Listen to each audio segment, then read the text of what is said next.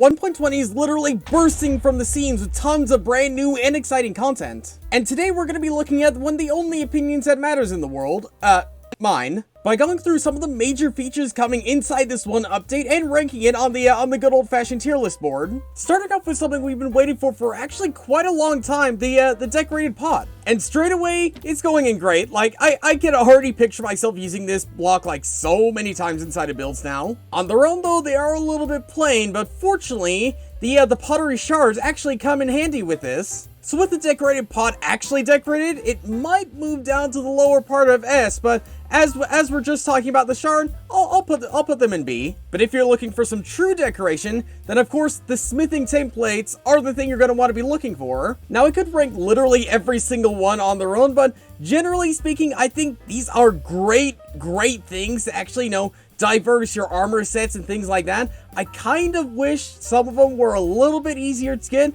but overall, still fantastic, great addition to the game. And speaking of great additions to the game, the new Relic music disc, and I think it's tradition that now every single update that comes out, we're getting a brand new music disc, and I think overall, I like it. Not necessarily my favorite music disc, but still a pretty good one. But now moving on to something I really don't like. Like, if I'm honest, I really don't like the fact we're getting new default skins inside the game. Now, the reasons for it, more diversity and more, choosing for certain people, I think it's fine, but I think overall, I just don't care about them. I just don't care about them. I couldn't care less about the new default skins. And I could probably make an entire separate video as to why I don't like those new skins, but before we dive too deep into those waters, let's move on to the playable mob heads inside the game. Now, I really like this as a concept, being able to use these inside of actual note block songs and things like that. But still, the fact you can't tune the specific sound you want them to play, it's such a massive missed opportunity for me, which is why I can't necessarily see myself using that too often. If you were able to choose what sound could play, that would easily make it the A or at the very least B, but as is, it's an okay feature. I like it. Nothing too great, but nothing too terrible. And speaking of not too great, but not too terrible, the brush. A tool with a very specific use in mind, with still one of the funniest animations in the game. Without it, there'd pretty much be no archaeology, but when you consider the overall factor of Minecraft, it's a pretty one-note feature, but still, it's a necessary one, so I guess it's here. Maybe? Okay, I'm moving it down to C, but it's probably gonna move again later. And speaking of moving, the 1.5 crouching on Bedrock now. And do I even have to say it? I don't think I have to say it.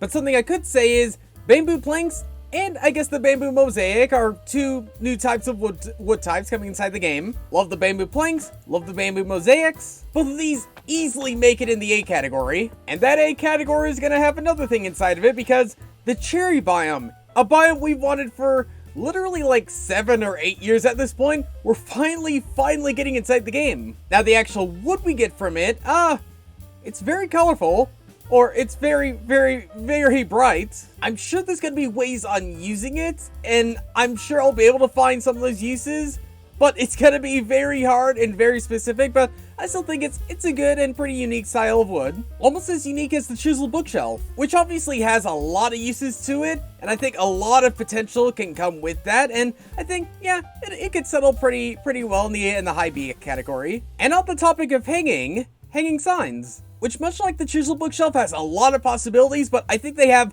so many more in my opinion, and I can see myself using them so often. It's going to become like a main staple for like decoration inside of houses and things like that, and I just can't see myself putting it any lower than S in my opinion. But now the sus sand and sus gravel. Again, much like the brush, there would pretty much be no archaeology without these blocks, but considering you can't pick them up or you can't like build with them or anything like that, they're pretty just one-note blocks. What you get from them is pretty interesting, but as blocks on their own, I can't see myself putting them any higher than a C. But now on to the sniffer, a brand new big old boy, which is obviously, of course, a bison in disguise, which can go around, find a whole bunch of seeds and things like that. Pretty unique mob.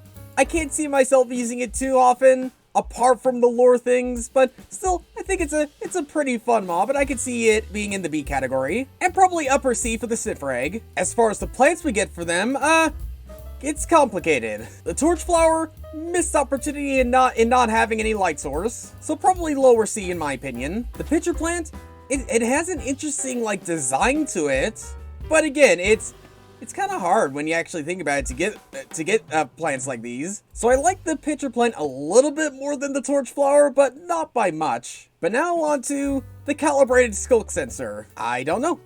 I really don't have an opinion on this. I mean, I like how it can make more redstone devices and things like that. And actually, when I really think about it, there's a lot of things you could do with this block. I can't see myself using many of those features inside the game with that block, but I still think it's a noteworthy redstone addition inside the game. But now, the glintless potions and glintless armor and things like that. I mean, in concept, I like the idea that you can distinguish potions a little bit more, but I still think I would have preferred a minor glint over no glint at all, so in my opinion, it's not the greatest change in the world. I could see why they added it, but still, it could have been implemented a whole lot better. Now, the camel, on the other hand, is a pretty neat and fun addition. Like, how many mobs can fit 2 players on it? How many mobs actually sit down like it? How many mobs walk the way it's walking like it is now? For multiplayer sense, I really think it's going to be a good addition. For single player, probably not as much, but I still really like it. I still really like the mob. And finally, the new actual structure inside the game, the Trail Ruins. They're different, they're messy, it's entirely on purpose, and I think it's okay. Not the most eye-pleasing structure in the world, but still, it ain't too bad. But yeah, this is my tier list for the 1.20 features that's coming inside Trails and Tales. Am I forgetting to include something here? Probably. Are my thoughts gonna change over time? Probably. But you know what they say, facts are facts, opinions are opinions, but when it comes to me, my opinions are the facts.